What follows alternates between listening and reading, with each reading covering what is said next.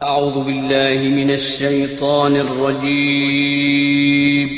پناہ مانگتا ہوں میں اللہ کی شیطان مردود سے۔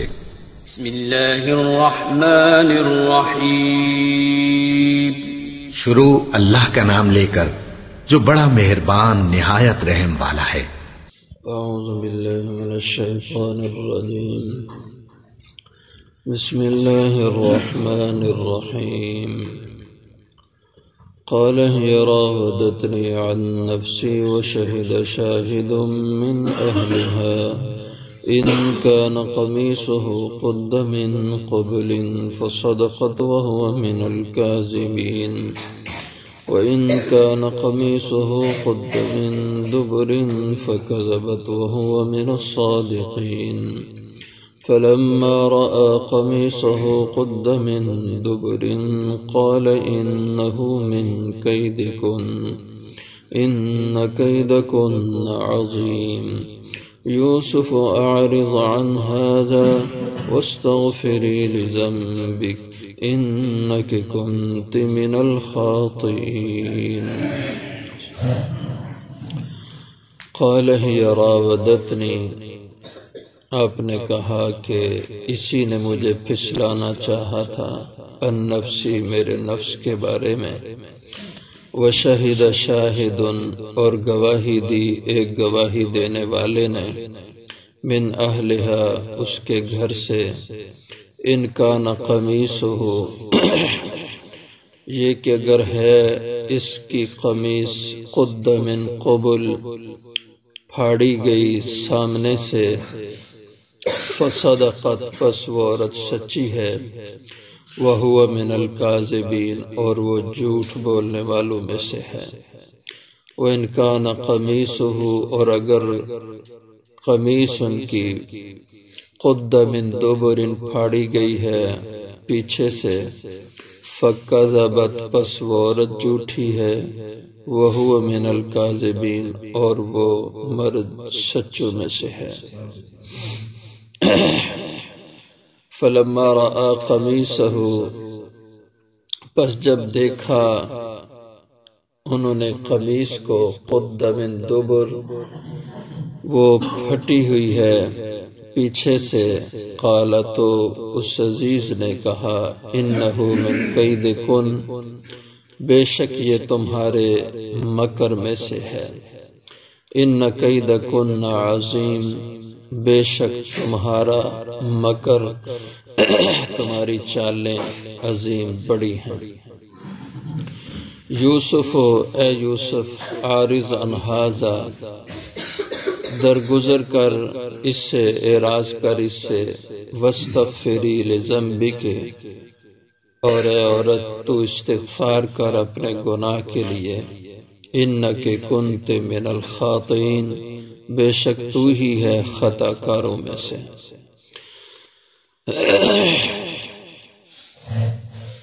جب عزیز مصر کی بیوی نے حضرت یوسف علیہ السلام کو مجبور کرنا چاہا گناہ پہ تو آپ بھاگ نکلے اور دوڑے تو اللہ نے آپ کو راستہ دے دیا اور دروازے خود بخود کھلتے گئے اور آخری دروازہ جب کھلا تو عزیز مصر اتفاق سے اسی وقت گھر پہنچ رہا تھا اور وہ دروازے پہ پہنچا ادھر سے یہ بھی بھاگتے ہوئے دروازے پہ پہنچ گئے اب یوسف علیہ السلام آگے آگے تھے ظاہر ہے جو جان چھڑانے کو بھاگے گا وہ آگے ہی ہوگا اور جو پکڑنے والا ہوگا وہ پیچھے پیچھے ہوگا اور وہ عورت عزیز مصر کی بیوی وہ پیچھے پیچھے تھی اب جو اچانک دیکھا عورت نے کہ اس کا خامد دروازے پہ پہنچا ہوا ہے اور یہ اندر سے بھاگ کے جا رہے ہیں تو اس نے بہت چالاکی سے کہا کہ ما جزاء من اراد باہلک سوء اے عزیز جو شخص تیری عزت پہ ہاتھ ڈالے اس کی سزا تو کیا دے گا اور خود ہی سزا بھی بتلا دی کہ الا ان یسجن وعذاب علیم اس کو یا تو قید میں ڈال دے یا کوئی اور سخت ترین سزا اس کو دے۔ اب یوسف علیہ السلام نے جب دیکھا کہ یہ تو سارا گناہ کا ملبہ مجھ پہ ڈال رہی ہے اور بڑی چالاکی سے کہہ رہی ہے کہ ما جزاء من اراد باہلک سوء، تو اب آپ کو بولنا پڑا۔ قال، آپ نے کہا، ہی راودتنی عن نفسی، اسی نے تو مجھے پھسلانا چاہا تھا میرے نفس کے بارے میں کہ یہ مجرم ہے اور خود پاک بن رہی ہے۔ اب عزیز کے لیے معاملہ بڑا الجھا ہوا کہ ادھر عورت کہتی ہے اس نے میری عزت پہ ہاتھ ڈالا، اور یہ آدمی بھی بڑا شریف ہے اور عرصے سے اس گھر میں رہ رہا ہے، اس کی زندگی میں کبھی کوئی ایسی چیز نہیں دیکھی، بڑی پاک دامنی دیکھی، اور یہ عورت اس پہ الزام لگاتی ہے اور یہ اس الزام کو رد بھی کر رہے ہیں۔ اب وہ پریشان تھا کہ کیا کروں میں، اس میں فیصلہ کیا کروں؟ تو وشہد شاہد من اہلہا، تو گواہی دی ایک گواہ نے، من اہلہا، اس عورت کے گھر سے کسی نے، اہلہا، اس عورت کے گھر والوں میں سے کسی نے گواہی دی۔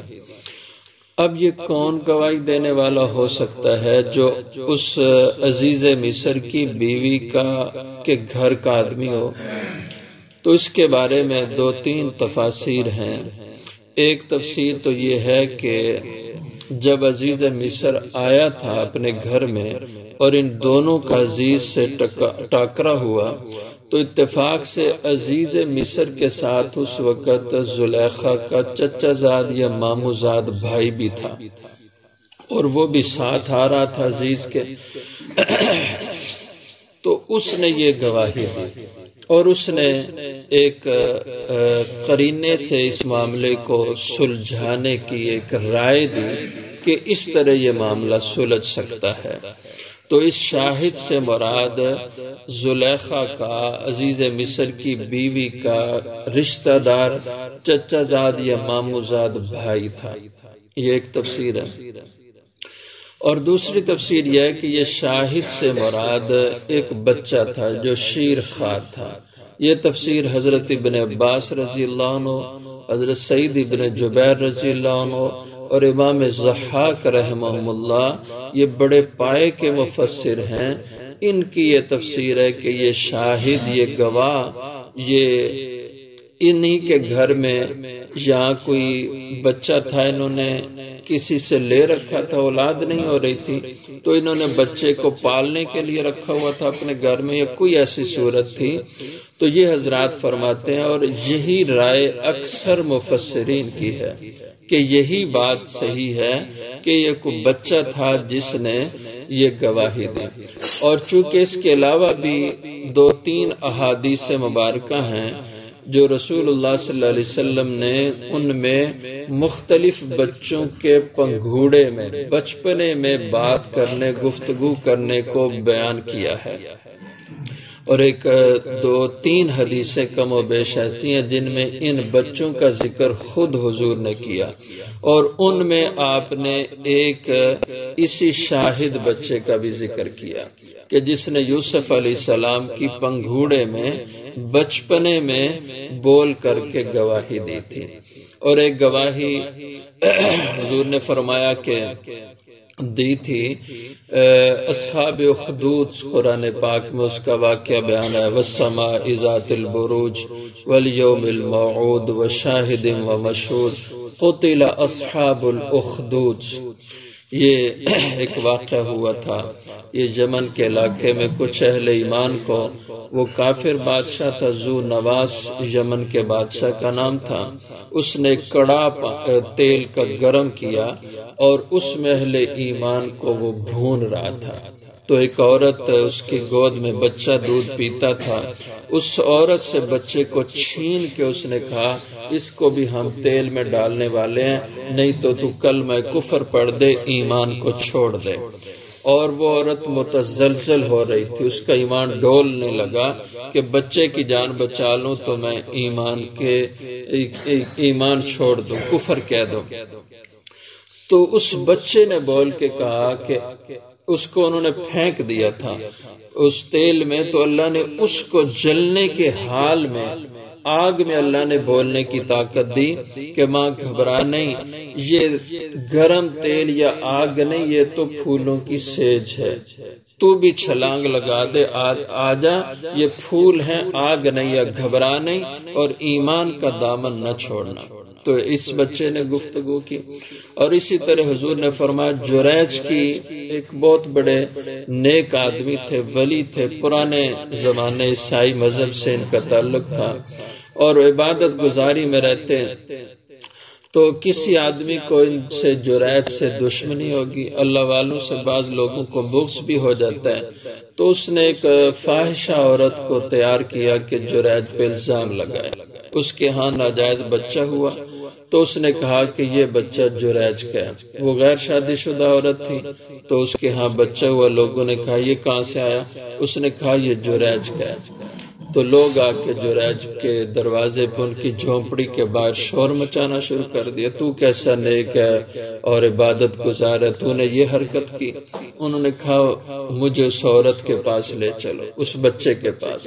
تو یہ جریج اس بچے کے پاس آئے اور ان کے ہاتھ میں عصا جو لاٹھی تھی وہ اس بچے کے سینے پہ رکھی اور کہا کہ بول، بتا کہ تیرا باپ کون ہے۔ اب وہ ابھی بچہ پیدا ہوا، تو اس بچے کو اللہ نے قوت گویائی دی اور اس نے بول کے کہا کہ میرا باپ فلاں چرواہا ہے۔ تو بچے نے اس جریج بزرگ کی پاک دامنی کی گواہی دی۔ تو یہ حضور نے کچھ بچوں کا ذکر فرمایا، اسی طرح حضور نے اس کا بھی ذکر فرمایا کہ یوسف علیہ السلام کی گواہی بھی ایک بچے نے دی تھی۔ بعد انسان بہت زیادہ عقل مند جب بنتا ہے تو ایسی عجیب بے عقلی کی باتیں عقل مندی کے روپ میں بھی آدمی کہہ جاتا ہے۔ تو مولانا مودودی صاحب نے اس کی تفسیر میں عجیب بات کہہ دی۔ انہوں نے کہا کہ یوسف علیہ السلام کی یہ جو گواہی دی، شاہد شاہد من اہلہا، یہ شاہد اس وقت کا جج اور مجسٹریٹ تھا، جج نے یہ گواہی دی تھی اور یوسف علیہ السلام کی پاک دامنی کو اس نے بتلایا۔ اب یہ بالکل ہی ایک عجیب سی بات ہے کہ بادشاہ ہو وقت کا تو وہ کیا اپنے گھر کا اتنا نجی معاملہ، اتنا اہم اور نازک مسئلہ اس کو عدالت میں لے کے جائے گا، جج کے سامنے جا کے مجسٹریٹ کے سامنے پیش کرے گا۔ اور پھر یہ قرآن کا اسلوب اس کی بالکل نفی کرتا ہے کہ وَشَهِدَ شَاهِدٌ مِّنْ أَهْلِهَا، کہ اس عورت کے اہل سے، گھر سے ایک آدمی نے یہ گواہی دی تھی، اور وہ گواہی کیا دی تھی؟ إِنْ كَانَ قَمِيصُهُ،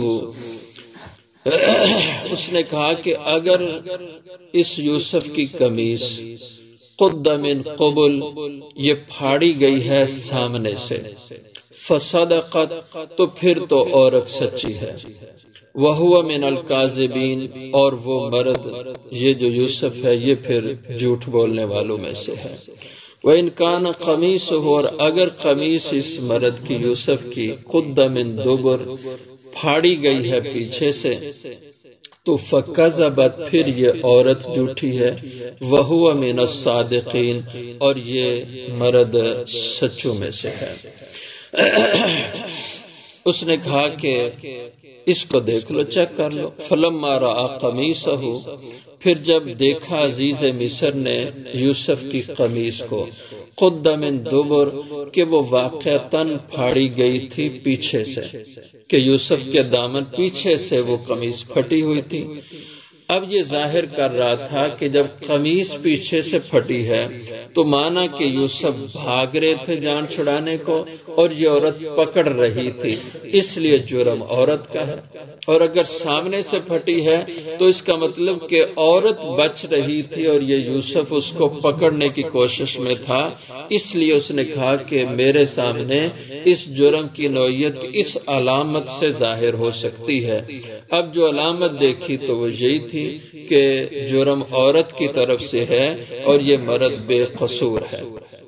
اب عزیز کو بات سمجھ آ گئی تو قال، عزیز نے کہا، انہ من کیدکن، بے شک یہ تم عورتوں کے مکر کی یہ ساری کارستانی ہے۔ یہ جو کچھ بھی ہوا ہے من قید کن، یہ تم عورتوں کی مکر کی کارستانی ہے. اور ان قید کن عظیم، عزیز نے کہا بے شک تمہارا مکر، تم عورتوں کا یہ عظیم بڑا مکر ہوتا ہے. یعنی تمہاری یہ فریب کاریاں یہ بہت بڑی ہوتی ہیں. دیکھیں اس سے قرآن کا اسلوب کیسے بیان کر رہا ہے کہ عورت کی چال بازیاں، ان کا داؤ فریب یہ بہت بڑا ہوتا ہے. جبکہ قرآن کریم میں شیطان کے داؤ فریب کو، اس کی مکر چال بازیوں کو کیا کہا؟ ان کید الشیطان کان ضعیفا، شیطان کا مکر بہت کمزور ہوتا ہے. یعنی عورت کے مکر کے مقابلے میں شیطان کا مکر کمزور ہے، اور عورت کا فریب، اس کی چال یہ بہت بڑی ہوتی ہے. اور حضور اکرم صلی اللہ علیہ وسلم نے بھی فرمایا کہ یہ عورتوں کے جو جال ہوتے ہیں، فرمایا کہ النساء حبائل الشیاطین، عورتیں شیطان کا جال ہوتی ہیں. شیطان ان کے ذریعے سے پھنساتا ہے. وہ خود اتنا کام نہیں کر سکتا جتنا کام وہ عورتوں کے ذریعے سے لے لیتا ہے. اور آپ نے فرمایا کہ ناقصات العقل والدین، عورتیں باوجود کہ عقل کی بھی کمزور، دین کے لحاظ سے بھی کمزور ہوتی ہیں، لیکن بڑے بڑے دانش مندوں، عقل مندوں اور جغادریوں کو ڈھیر کر دیتی ہیں. ایسا ان کا مکر و فریب ہوتا ہے. تو عزیز نے بھی یہی کہا ان کیدکن عظیم، بے شک تم عورتوں کا مکر و فریب وہ بہت بڑا ہے. یوسف عارض عن ھذا، اے یوسف عارض عن ھذا، اب اس معاملے سے درگزر کر جا. یعنی اس کو آگے بتلانا نہیں، آگے بیان نہیں کرنا، میری عزت کا مسئلہ ہے. یہ لوگوں میں نشر بات نہیں ہونی چاہیے. اب اگر یہ عدالت یا مجسٹریٹ میں مسئلہ گیا تھا تو پھر یہ یوسف کے تو ہاتھ میں نہیں تھا، یہ تو اب عدالت میں مسئلہ چلا گیا. اگر عدالت نے یا جج نے یہ فیصلہ دیا تھا شاہد والا، اس لیے یہ گھر میں مسئلہ تھا اور راز میں مسئلہ تھا. اسی لیے عزیز مصر حضرت یوسف کی منت کر رہا ہے یوسف عارض عن ھذا، اے یوسف درگزر کر جا اس واقعے سے، اس عورت نے زیادتی کیا، لیکن تو خاموش رہنا. واستغفری لذنبک، اور اپنی بیوی سے کہا تو استغفار کر اپنے گناہ کے لیے، تو مجرم ہے، تیری غلطی ہے، تو نے یہ سارا قصہ گھڑا، تو توبہ استغفار کر. انک کنت من الخاطئین، بے شک تو گناہگاروں میں سے ہے. اس میں تھوڑا سا اس نے شفقت کا انداز بھی اختیار کیا کہ گناہ تیرا ہے، اور اس سے اب پریشان نہ ہو کہ گناہ تو نے کر دیا، توبہ کر لے، اللہ معاف کر دینے والے. بڑے بڑے گناہگار گزرے ہیں، تو بھی ان گناہگاروں میں سے ایک گناہگار ہے. انک کنت من الخاطئین، خاطئین جمع کیا صیغہ ہے کہ گناہگاروں کی لمبی فہرست ہے، ان میں ایک تیرا بھی گناہ آ گیا. اس لیے رب کی رحمت سے نا امید نہ ہو، اور توبہ استغفار کر کے اپنے گناہ کو استغفار سے دھو لے، اس کو اپنے رب سے معاف کر لے.